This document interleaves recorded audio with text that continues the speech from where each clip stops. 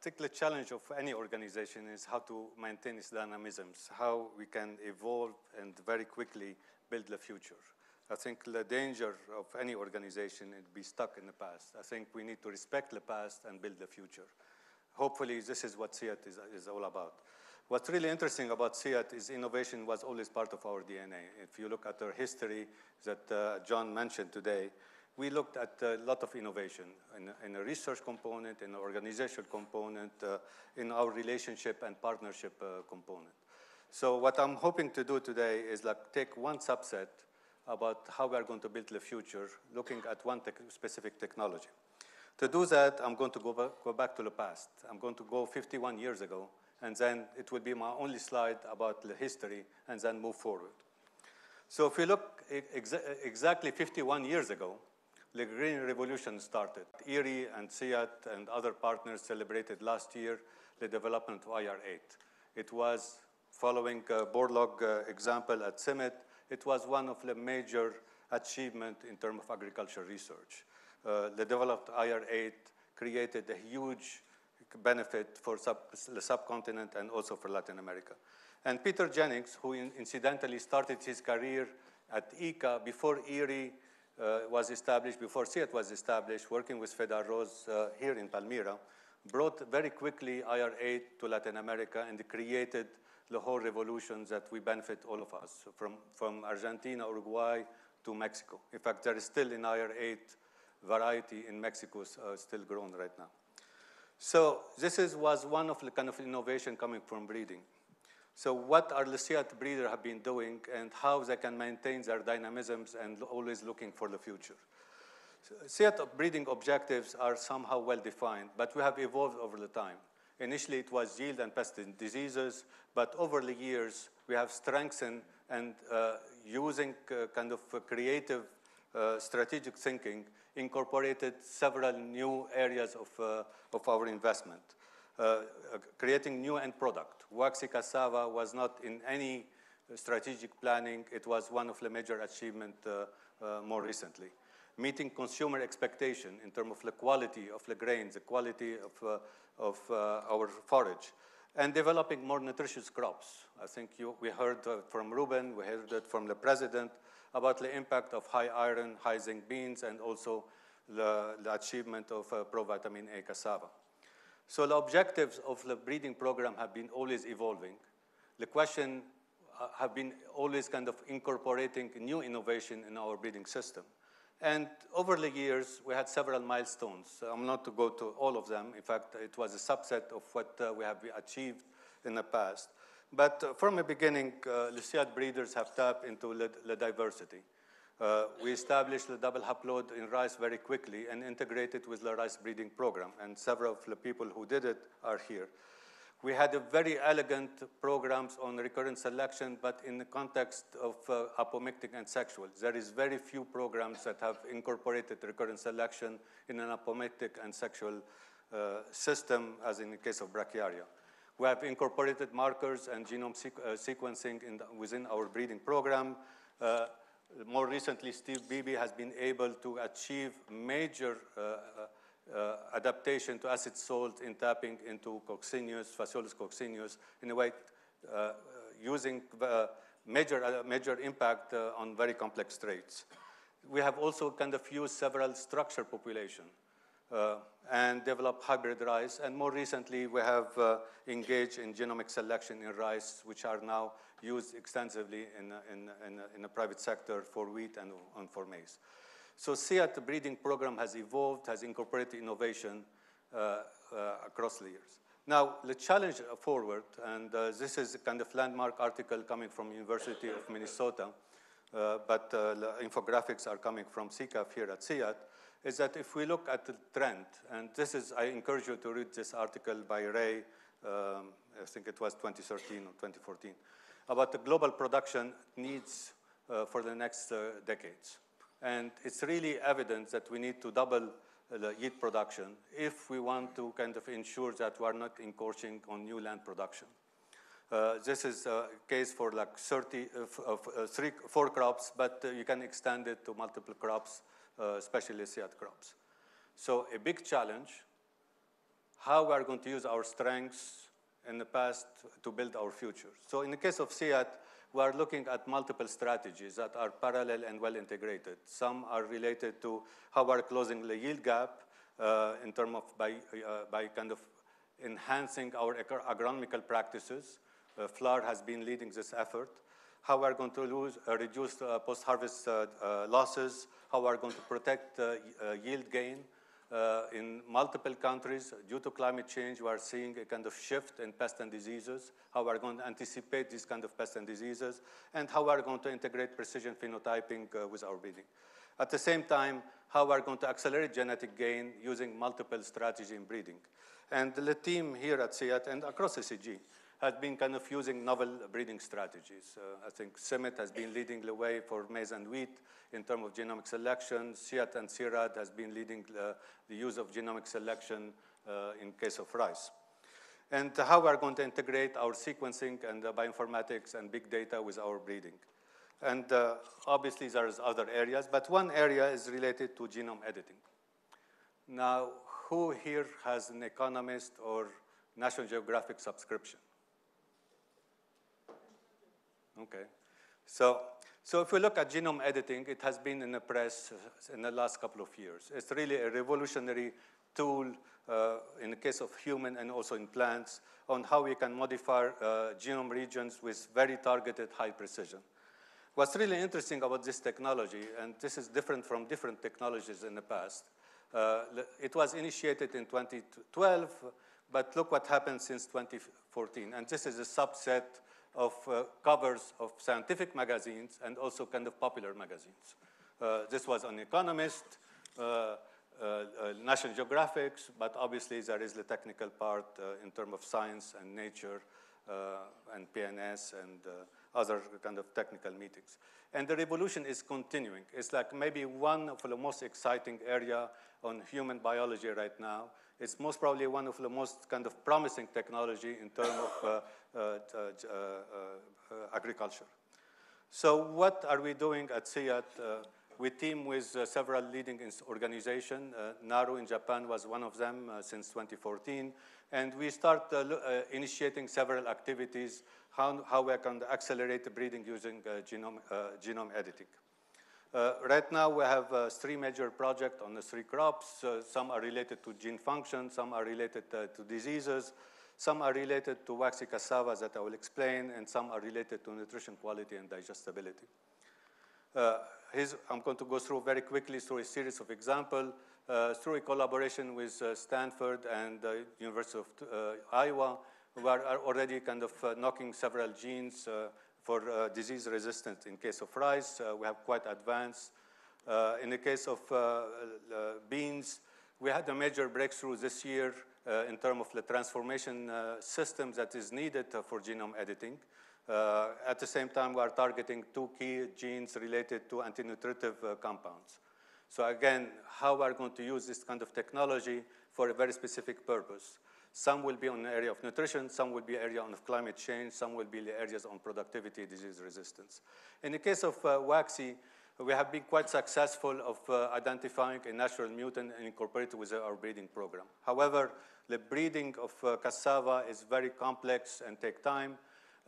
And we feel that using genome editing on a waxy gene will be able to speed up the development of new varieties across different regions. Our strategy is similar to what the Pioneer has achieved recently by using a natural variation of waxy in maize, but using genome editing to develop and accelerate the specific product of waxy maize in different countries. In fact, it was already approved in the States as non-GM and also in Argentina. One area that is not related to breeding, but is going to facilitate breeding, is the whole area of using genomic editing, CRISPRCas 13, for diagnostics. This is an area that's expanding. It started, in fact, this year. We already established collaboration with MIT Broad Institute, where the technology was developed. And hopefully, this kind of allow us to provide a kind of a quick, fast, cheap alert system across the globe for several diseases that will guide our breeding program, at the same time allow us to respond to different climate change methods. So our breeders have been kind of incorporating at least the discussion of genome editing as part of their strategy. We are also engaging with the research community in Colombia and across Latin America. This year alone, we have established several events. We started December last year with the first training course in Colombia on genome editing, where we had around maybe 25 participants ranging from the industry to the academias, from the agriculture sectors, regulators, and students. We did a very interesting symposium funded by Pioneer a couple of weeks ago, where we brought experts from Cornell, from Pioneer, from Benson Hill, small companies in St. Louis, from Merck, from NARO, and from CIAT, to discuss and also kind of provide the overall strategy. So as a group, again, I think what we have been doing is that tapping in new innovation, how we are going to accelerate genetic gain, how we are going to incorporate new tools for our purpose. Right now, we feel that we have a kind of a good genome editing platform that will be an opportunity for partnerships. But at the end of the day, we strongly feel that genome editing is an additional tool for breeding innovation. If you look at the history of the breeders and the breeding, it was always about innovation. You start from the maize at Pioneer with the hybrids to the more recent using sophisticated big data from sequencing and environmental trials to accelerate genetic gain. So again, genome editing hopefully will be part of our breeding innovation and will be an additional tool to speed up our crops. Now, we're talking about our history. I tried to go and look at the list of our breeders over 50 years. I haven't been at CIAT for 50 years, but I know several of them. And what's really interesting is some of them were extremely stubborn, but there is common characteristic across all of them is a kind of this dedication for innovation and to deliver a product. So with that, I'll stop. Thank you.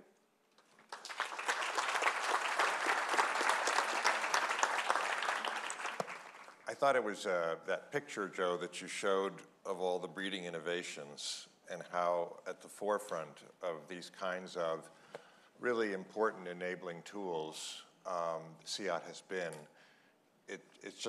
It was a very good introduction to this next new and very exciting opportunity through CRISPR-Cas. I guess I can say a little bit about how we're thinking about this as a donor interested in funding research for development. Clearly, it's an opportunity to unlock more from the diversity we have. So CIAT, in a sense, having so much diversity that it conserves, I think can use this tool, and you already pointed out some examples that I hadn't realized. I hadn't realized that you're already delivering products based on this kind of either being able to silence or change a specific sequence. As I understand it, CRISPR-Cas does focus on homologous sequences. So that's a lot of opportunity. There's a lot of sequences that match up. However, some of the really important things that we also are benefiting from in agriculture are not about homologous sequences. I think the literature's people pretty much agree that we will be editing whole genes pretty soon and probably be able to move away or beyond the limitation of just having a homologous sequence. But in the meantime, there are some very important innovations out there, for example, things like Bacillus thuringiensis, that are going to remain very important. So I guess one comment would be that, this doesn't, at least in the short term or medium term, eliminate some very important other breeding techniques and biotechnology applications. And it's not just BT. You could think about, for example, drought tolerance, where you're using bacterial genes and such. So, and then that's going to raise some very interesting questions. as we do move towards being able to edit whole genes, and possibly to the point that they're not substantially different from a transgenic, because they are quite novel. And I guess what this brings us to is this whole issue of regulatory, because I think that's the big question mark that's out there in terms of how the world is going to either embrace or possibly limit the use of this new application. And I think this is a work in progress. I suspect Joe knows a lot more about this than I do. But there are, I think what we're hoping for from the perspective of AID is to really foster a science-based approach to regulatory. And I think generally this means looking more at the product than the process. But this has been very controversial, as I think we all know, in the context of transgenics. And I think there's a real globally held perception that as we look at this new type of technology, we should learn from how we handled the transgenics. We need to do a better job of public education. We need to do a better job of explaining that this particular approach is actually not very different in very substantial ways from the natural evolution that occurs or from mutagenesis. I find that most people aren't really aware about the extent to which mutagenesis has been used and not regulated for decades and decades. So it's a little tricky sometimes discussing that with a non-scientific audience. But I think we've clearly got a challenge there around doing a better job of helping people understand this and hopefully driving acceptance and hence better use. And of course, last point, I guess, is that this means coming up with really compelling technologies. When you talk about a scientific tool absent a concrete example that really delivers value addition for farmers, it quickly becomes an academic discussion. It becomes one where if somebody wants to take a non-scientific position, they can do so without really annoying anyone, except maybe a scientist, and that's not the group we're trying to win over here. So I guess one question for Joe is Joe, how do you see this evolving on that front, and what are the most exciting opportunities from your perspective around targets and products that will help inform and hopefully in a positive way drive the acceptance of these new approaches? So Joe, how about if we hear from Eduardo, and then you can answer both questions at once. Well, Rob took one of my issues away, which was I think that this the introduction to this is that science has done it again in a sense, because it has offered the opportunity of really big jumps in technological opportunities. I mean, these technologies. If you put these technologies in a 50-year perspective, or maybe a little longer. 50 years ago, we were thinking about plants and animals just as pretty much the same way that they have been for, 3 billion years. And now we are discussing sort of a completely different ballgame in terms of what we can do with them and what we can intervene, do for them to do whatever we want. And that means a fantastic opportunity, because it's not only agriculture, it's horizontal really. It touches every single aspect of our life. And I think that when we talk about the next 50 years in CIAT or in any other research center of this nature, I think that what we are discussing now, gives us a hint that it's going to have nothing to do with what we have witnessed in the past. The frontiers are no longer there. That's the science part of it. So the big issue is how do we avoid to do the make the same mistakes that we've done with the earlier generations of this new knowledge. Because if we think that the potential of the new knowledge that started back in the 50s, its limitations were not really on the science, has been on the institutions and the technology delivery mechanisms and the mess we have done with those processes. And we have been, how we have failed in really getting the most out of it. When we look at the GMOs as, well, not the only, but maybe the most prominent example, really it's so narrow, the exploitation of the potential has been so narrow that in front of the challenges that it's really shame. And when you analyze a little bit, it's nothing but institutional failure that have led us there. So you took away the main question. I think we are on the, and I'm going to risk an answer on that. I think we are on the right track because at least we have not started, by regulating. We have started by saying we are not going to regulate. And there are a number of countries that have already gone ahead and started to put products in the market without regulation.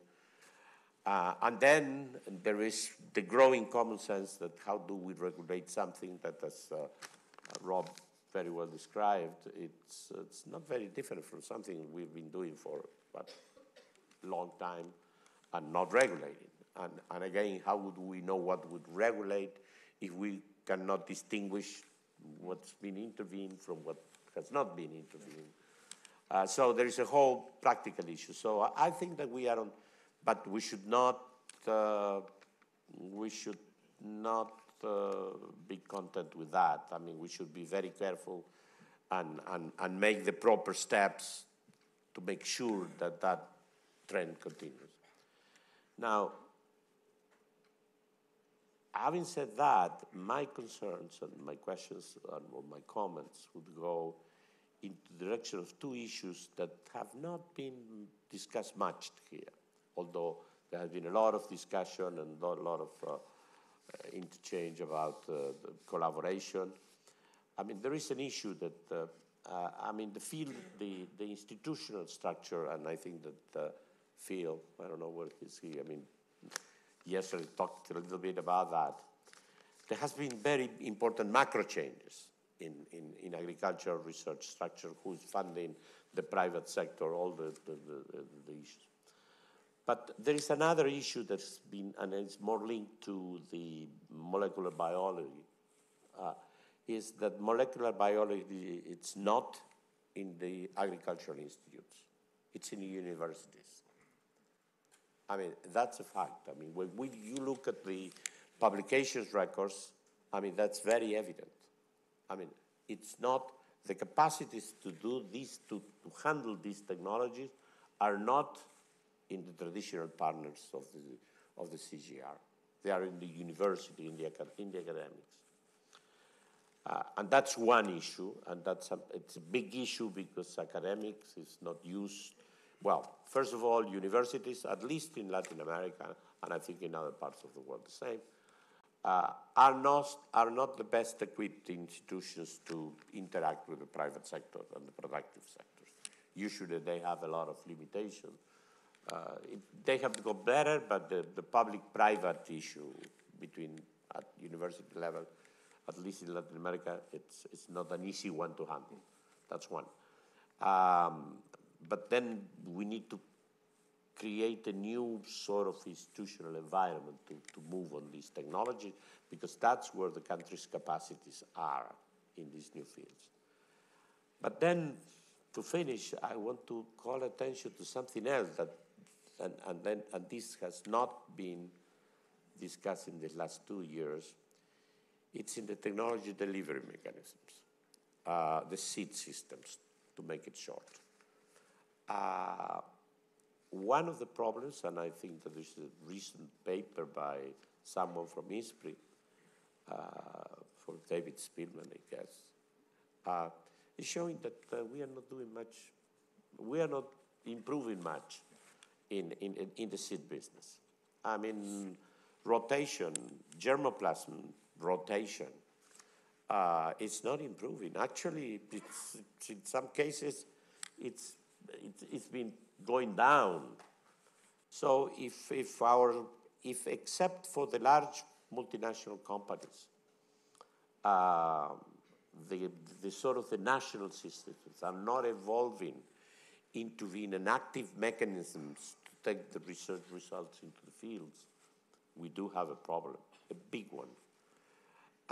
And these technologies would make the problem even bigger in political terms, because since they are cheaper to implement, they mean an incredibly important opportunity for smaller local companies to jump into the business. But we don't have that infrastructure on which, that platform from which to build up. And I think that that's an issue that we cannot ignore, and probably it's part of the sustainable food systems approach that Ruben was taking. I agree with what Rob and Eduardo mentioned. I just want to make comments and answer the questions. We're kind of in a very exciting time in terms of science. We're seeing this kind of nexus between kind of the genome data, environmental data, big data kind of merging into one area. The challenge is how we're going to use it to address this kind of the negative trend. If we go back to the article from University of Minnesota, how we're going to, in the next couple of decades, make sure that we'll be able to maintain yield in par with the population growth in the context of climate change, and then providing specific products that the society is requiring. What's going to require? It's going to require kind of integration and use of multiple tools. Some tools will be still a biotech trait. I will not talk about the need of BT, which is essential for certain crops like cowpea, but I'll talk about nutrition trait. Right now, in case of rice, we haven't been able to identify the adequate level of iron in rice. However, through overexpression of a rice gene, we are able to do it, and it's part of a big project with Harvest Plus, Erie, and CIAT and University of Melbourne, with some funding from USAID and also from the Gates Foundation. So overexpression will never, at least as of today, cannot be addressed with genome editing. So the biotech trait will be really needed, and iron is one example. The second is that what are kind of regulatory status? I think right now, at least in Latin America, Argentina and Chile are quite advanced. They have a policy maybe similar to the United States. If it's kind of knockout of a gene, it will be non-regulated as a GM. Colombia had recently a meeting of their regulators at CIAT as a closed session. And I think they're kind of also preparing their regulatory framework that most probably will be similar to Argentina, which is also similar to the USDA system. What are the challenges? I think the challenges is identifying the right traits. Again, to learn from the experience of the past. In our case, in the case of beans, we are looking at traits that will have a major impact in digestibility and also anti-nutritive compound. So this will be a consumer trait rather than a kind of production trait. So this is one aspect. The second is that it's going to be requiring the whole area of communication. I think we failed in multiple areas when we are dealing about technology to convey the kind of the right message to the society at large. In the case of genome editing CRISPR, I think it's a bigger challenge because now it's in the press on a regular basis. It's one of the major breakthroughs in human genetics. So it's going to be more visible than when we start talking about the GM. So hopefully there is a communication strategy, there is kind of harmonization of policies and regulatory frameworks across several regions. It seems that here, I dare to say that Latin America can take the lead as a region. I think Chile, Argentina, and most probably Colombia, and I think there is also kind of discussion with Brazil. These 4 countries can really make a big difference in kind of the international discussion about the regulatory framework. Finally, it's like the relationship between the different sectors. And here, I think genome editing is going to require a kind of a special attention between the research organization and academia than before. So the ENIAs and the CG centers and even the private companies will have to team with the different universities in the region. And finally, I think the delivery mechanisms is maybe one of the biggest challenge. I think seed system is maybe one of the weakest kind of piece in the context of any breeding program, and especially in kind of innovation breeding, like in case of using genome editing. So these are some kind of quick observation. So I just want to interject here a little bit, because this last point I think is actually really critical, and it talks about the social systems side of this. As a director of Ag Bio, who are you engaging in CIAT to help make sure that we have a value chain, if you will, from the improvements that you're working on all the way through to a sustainable seed system, through to a seed system that actually meets the consumer demand for these otherwise kind of productivity-oriented activities? Now, I want to remind the audience that the technology was kind of more visible in 2012. It started picking pace in 2014. So what we have been doing in the last maybe 3 years, we have been working especially on the technical part. We have tapped into our existing infrastructure and expertise with the superb team that we have here in Colombia to develop at least the proof of concept. Second, we have linked with major partners in the public and the private sector.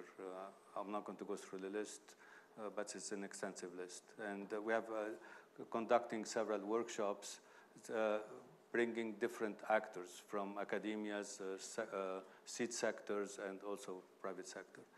What's still missing is this kind of dialogue about the future and how it's going to be used in the context. So communication is going to be really key. I think we have started some discussion with the International Seed Association. We are engaged in some of their meetings. We are engaged with several regulators to explain the technology. But internally, I think we'll have maybe a couple of areas where we need to kind of implement as quickly as possible. One is the prioritization of the traits that will be relevant for farmers and consumers. I think we don't want to fall into the trap of the technology-driven versus kind of what are needed at the different levels with our stakeholders. So this is the prioritization is going to be really important. Is this gene more important than that gene? In what context? In what environment? And have you been working with the ex-ante economists? No, this is what I'm saying that we should be doing. The second is that we need to kind of establish a communication strategy with our partners. I think it will be kind of very, I think, strategic from the beginning to have a communication strategy with our partners. We're in discussion with multiple partners in the regions, especially in Latin America. So how to establish a communication strategy to explain the technology, explain what we want to achieve, and then what's needed. And third, I think especially in areas of I would say, foresight, we can make a prioritization in existing trait, but there is existing trait that might not be considered 5 years from now, 10 years from now. So what are kind of the traits? So. Fantastic. So since we're all familiar and comfortable with the academic literature, I'm going to, as a closing, I'm going to ask you to do something very, very simple. I'm going to ask each of you for your 3 key words that would describe where we're at with this, where we need to go, however you'd like to couch it. But your 3 key words, if you were to type up the title to the summary of this talk and had to attach 3 key words to that, what would it be for you, Rob? What would those 3 be?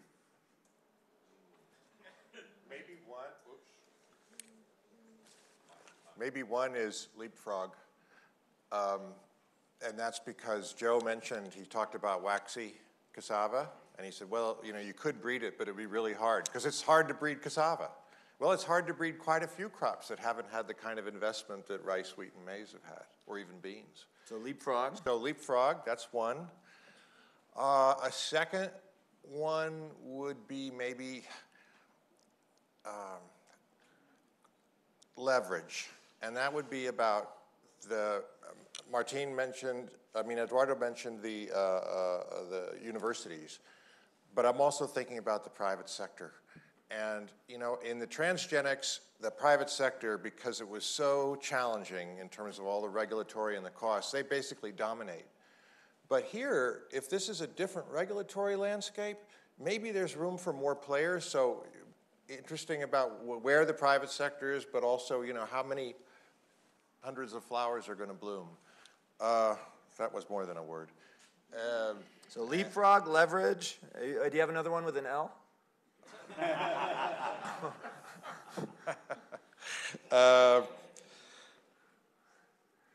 I don't know that I have another one word. Perfect. Eduardo.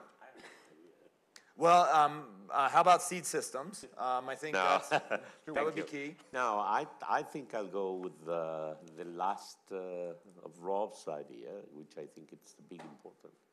I think the big change, the big innovation here, it's on the economics of innovation, if you wish. Because really we are talking about a major turn down in the cost of getting major innovations into the field. I mean, if both in time and in actual cost. I mean, regulatory biotech before could go forever or 10 years. I mean, it was not unheard of. Here, we are having a technology that is effective, that is focused, and that you can do what you want in a fairly short time, in a relatively simpler way. I don't know how you do it, but yesterday was mentioned that you could do it at your farm. Someone mentioned it yesterday, I don't recall. So, the DNA and do the CRISPRCas at your farm. I don't know if you can ever, if we really think that as possible today, but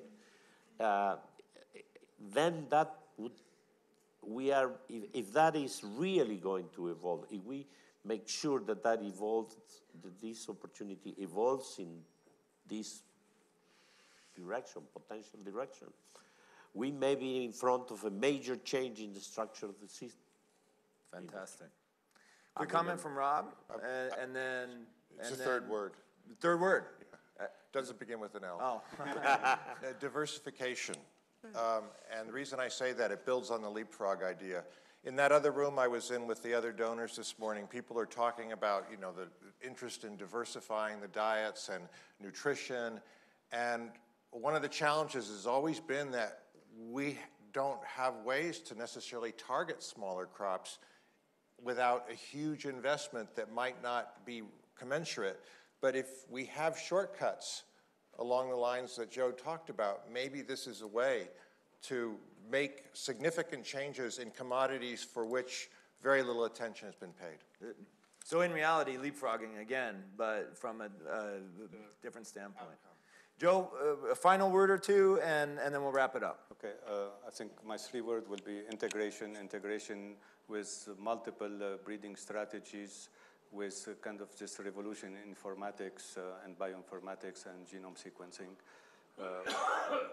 that hopefully will lead to better prioritization. The second one is acceleration. I think hopefully this technology integrated with the breeding innovations that are already happening in the different programs will accelerate the delivery of product.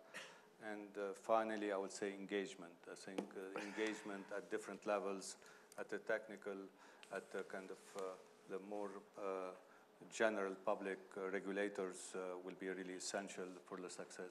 Fantastic. Let's thank our guests and let's thank Joe.